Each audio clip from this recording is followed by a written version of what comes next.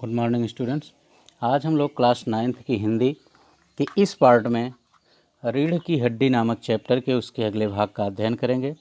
पिछले पार्ट में आपने पढ़ा था कि उसमें रामस्वरूप के घर उनकी लड़की को देखने के लिए उमा को देखने के लिए गोपाल प्रसाद और शंकर रामस्वरूप जी के घर आ रहे हैं। दरवाजे पर दस्तक हो चुकी है, वो दरवाजे पर पहुंच चुके हैं और रामस्वरूप ने अपने नौकर को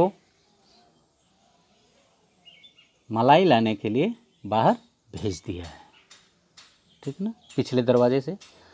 तो फिर इस पार्ट में हम उसके आगे के भागों को देखेंगे, लेकिन इस भाग को पढ़ने से पहले हम आपसे बता दें कि यदि अभी तक इस चैनल को आपने सब्सक्राइब नहीं किया है तो चैनल को सब्सक्राइब अवश्य कर लें, बेल आइकन दबा दें, जिससे कि कोई भी नया वीडियो अपलोड किया जाए तो उसका नोटिफिकेशन आपके पास पहुंच जाए।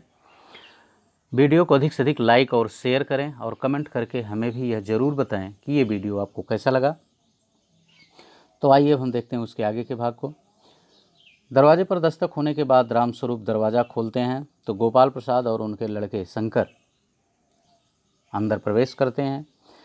आंखों में लोक चतुराई टपकती है। आवाज़ से मालूम होता है कि काफ़ी अनुभवी और फितरती महाशय हैं। गोपाल प्रसाद की आंखों से चतुराई टपक रही थी और वो जिस तरह से बातें कर रहे थे उससे लगता है, उनकी बातों को सुन करके ऐसा प्रतीत होता है कि जैसे ये काफ़ी अनुभवी और चालाक व्यक्ति हैं। उनका लड़का कुछ खीस निपोरने वाले नौजवानों में से था, लेकिन उनका जो लड़का शंकर था वह कुछ खीस निपोरने वाला नहीं, बात बात में हंस देने वाला लड़का था। आवाज़ पतली है उसकी और खिसियाहट भरी झुकी कमर इनकी खासियत है।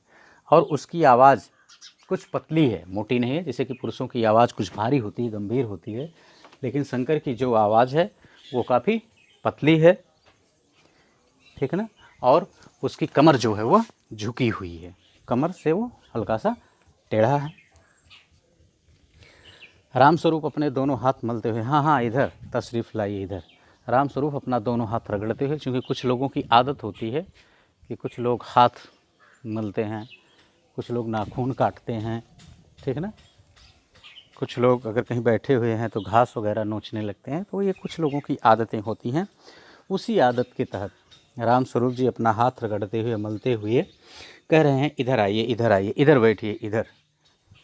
ठीक। बाबू गोपाल प्रसाद बैठते हैं, लेकिन उनका बेंत जो है गिर जाता है और गोपाल प्रसाद जो हैं वो एक बेंत की छड़ी भी लेकर के आए हुए हैं। जब वो बैठते हैं तो उनकी छड़ी जो है वो गिर जाती है, जिसे रामस्वरूप उस छड़ी को लेकर के एक किनारे रख देते हैं और उनसे पूछते हैं कि बताइए, आप लोगों को मकान ढूंढने में कोई दिक्कत तो नहीं हुई।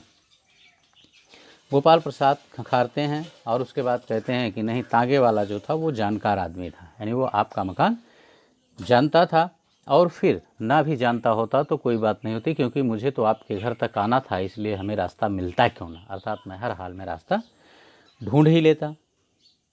रामस्वरूप, हाँ यह तो आपकी बड़ी मेहरबानी है, मैंने आपको तकलीफ़ जो दी। तो रामस्वरूप कहते हैं गोपाल प्रसाद जी से कि हाँ, यह तो आपने हमारे ऊपर बड़ी मेहरबानी की, आप हमारे घर तक आए और मैंने यह कष्ट आपको दिया था। गोपाल प्रसाद कहते हैं कि नहीं साहब, जैसा आपका काम वैसे मेरा काम, अर्थात आपको अपने बेटी की शादी करनी है, मुझे अपने बेटे की शादी करनी है, तो इसलिए हम दोनों का काम एक जैसा था।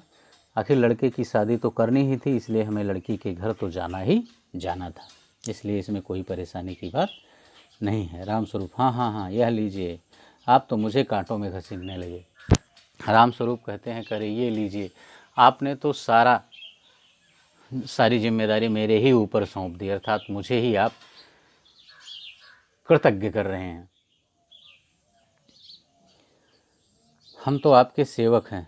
सेवक थोड़ी देर बाद लड़के की ओर मुखातिब होकर और कहते हैं रामस्वरूप जी गोपाल प्रसाद जी से कि मैं तो आपका सेवक हूँ। और थोड़ी देर रामस्वरूप और गोपाल प्रसाद जी बातें करते हैं। उसके बाद रामस्वरूप जो हैं वो लड़के शंकर की तरफ देख करके पूछते हैं कि बाबू बताओ, कितने दिनों की छुट्टी आपके कॉलेज में हैं।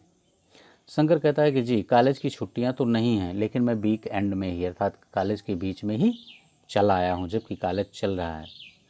रामस्वरूप कहते हैं कि आपका कोर्स खत्म होने में तो अभी लगभग साल भर रहा होगा, यानी साल भर शेष होंगे, बच्चे होंगे। शंकर कहता है कि हाँ जी, नहीं नहीं, यही जी जी जी यही कोई साल 2 साल का कोर्स।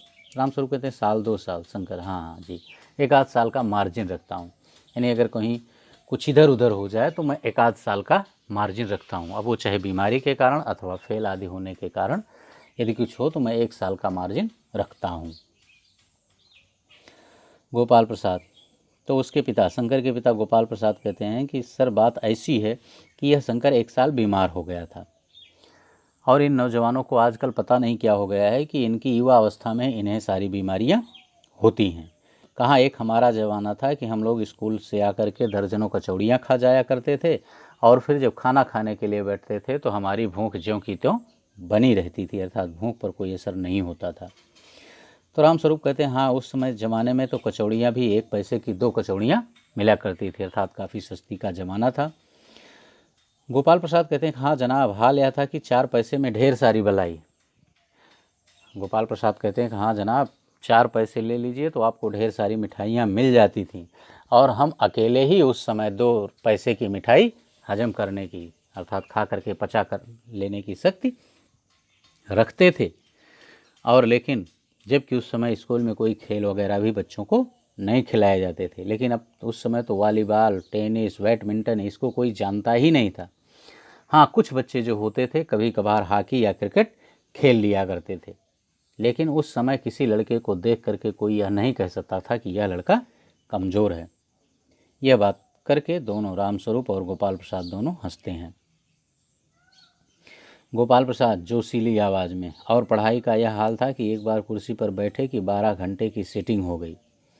गोपाल प्रसाद कहते हैं एक तैस ला करके अपनी आवाज़ में कि हाँ, और हम लोग केवल इसी में, खाने में ही तेज़ नहीं थे, पढ़ने में भी तेज़ थे। अगर हम लोग पढ़ने के लिए कुर्सी पर बैठ जाते थे तो समझिए कि 12-12 घंटे उसी रूप में बैठे रहते थे। जनाब मैं सच कहता हूँ, उस ज़माने का मैट्रिक भी वह अंग्रेजी लिखता था फर्राटे की कि आजकल के एमए भी मुकाबला नहीं कर सकते। और मैं ये बात सत्य कह रहा हूँ, कुछ समय जो मैट्रिक माने कक्षा 10 पास करने वाला लड़का जिस तरह की अंग्रेजी बोल लेता था और लिख लेता था कि आजकल के बीए और एमए करने वाले लड़के भी ना तो उस तरह की फर्राटेदार अंग्रेजी बोल सकते हैं और ना ही लिख पाते हैं। रामस्वरूप जी हाँ, यह तो है ही। रामस्वरूप कहते हैं जी हाँ, ये तो आपकी बात सत्य है।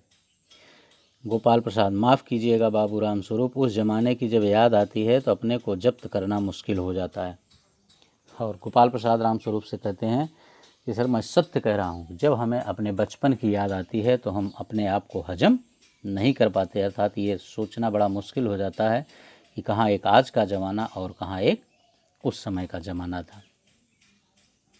रामस्वरूप हाँ जी हाँ, वह तो रंगीन ज़माना था, रंगीन ज़माना, हाँ। शंकर भी हंसते हैं। रामस्वरूप कहते हैं कि वो हम लोगों का ज़माना तो बड़ा अच्छा था, सुंदर था, रंगीन का मतलब सुंदर और अच्छा था, और कहाँ आज का ज़माना है। और उसके बाद दोनों ही करके हंसते हैं। गोपाल प्रसाद एक साथ अपनी आवाज़ और तरीका बदलते हुए, अच्छा तो साहब बिजनेस की बातचीत हो जाए।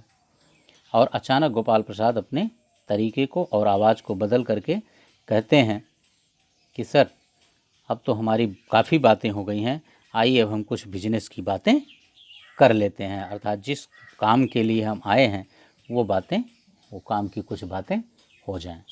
बस बच्चों, इस पार्ट में इतना ही।